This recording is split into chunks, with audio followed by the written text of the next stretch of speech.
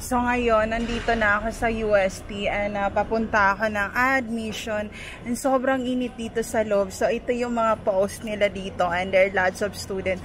Mamaya papunta naman ako ng FEU and tinawag ako ng security guard na YouTuber. Tapos tumakbo ako dito and then sumabay ako doon sa mga lalaki and hindi ako nagpahalata and ang init. So, ito yung view dito. Naka-parking yung mga kotse ng mga APAM. Ayan.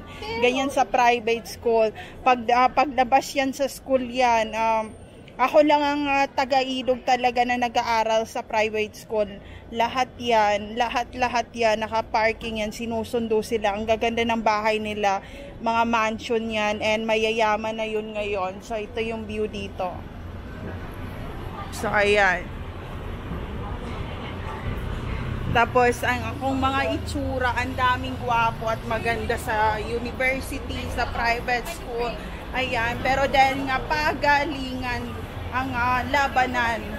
So, ayun, medyo kailangan na natin ng distance or any distance or level or ano ba tawag doon, yung mga temptation. The evilness temptation kahit ng init ng panahon ngayon and ayun, ang daming mabango dito na naka-perfume and Catholic ang karamihan dito sa UST. So yun, walang mabaho na Catholic, lahat sila mabango, yun ang problema ngayon.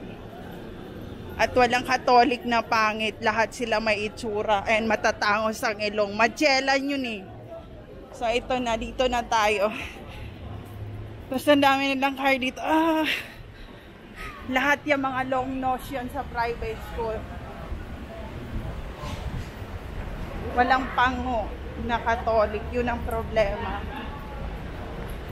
Pero maraming Catholic na mahiyain. Hindi lumalabas ng bahay.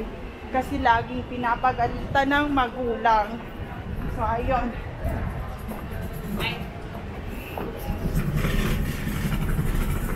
May mga motor pa dito, oh. Kaya si Asian Boy at saka si Gabi, hindi sila kahit hi and hello, hindi nila magawa sa school pag nandyan ako. Then nakatingin ako sa kanila and oh my God, Miguel D. Bernabich Library pala to. Ayan. So, ayun. Pag nakatingin ako, Mom is here.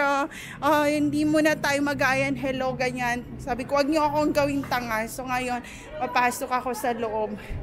So, see you later, friends.